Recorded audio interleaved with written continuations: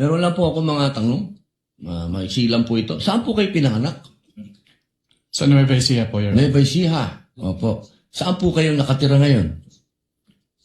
Sa Manila po. Manila. Saan po kayo nag-aral? Central Luzon State University po, ng accountancy, and then Saan Arellano po, University ng Juris Doctor po. Okay.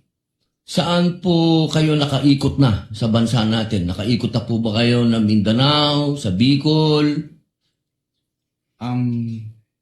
Marami na po akong naikutan, hindi ko na po maalala lahat, Your Honor. Opo. Kayo po ba ay nakarating na sa Barm? Yes po, Your Honor. Opo. Saan po sa Barm? Sa Sulu? Sa Basilan? Maguindanao? Hindi po matandaan? Hindi Maubos ko po po yung oras ko. matandaan, Your Honor, kung saan. Bicol po. Nakaikot na po kayo sa Bicol? Yes po, Your Honor. Saan po sa Bicol? Sa Camarines Norte? Sa Camarines Sur po. Sur? Sa Norte, hindi pa po. Hindi ko po maalala kung Nakaikot na po kayo sa mga bundok. saan po, Your Honor. Mga bundok. Yes po, Your Honor. Nakita niyo na po ba ang pangangailangan ng mga tao sa malayong lugar? Katulad ng gamot. Katulad po ng pagkain. Wala naman po akong na-observe, Your Honor. Ayun, wala. Hindi po kayo exposed. Exposed po ba kayo sa threat ng terrorism sa bansa natin? Nabalitaan niyo po ba ang ISIS, ang NPA, ang Abu Sayyaf? Exposed po ba kayo doon sa mga balita? Sa news po, may Sa mga news. nabalitaan po ako, Your Honor. Opo. Alam niyo po ba na kung gaano nakagrabe ang terrorism?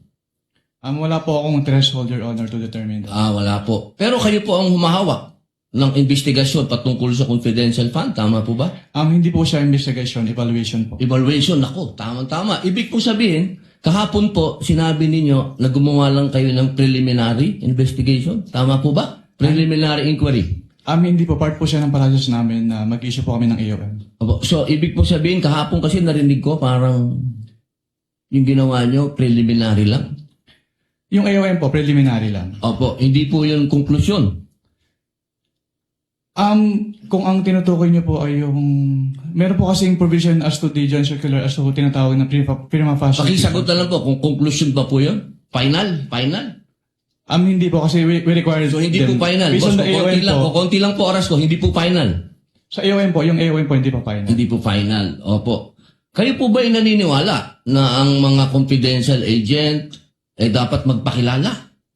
Sabihin ng kanilang mga totoong pangalan? Wala pong provision as to that po sa Joint Circular, Your Honor. Opo. Kayo po mismo, palagay niyo po, sa personal po ninyong pagkakaintindi, ang mga confidential agent dapat po bang magpakilala? Since that calls for an opinion, hindi po ako authorized to express that, Your Honor. Ano pong definition niya ng confidential?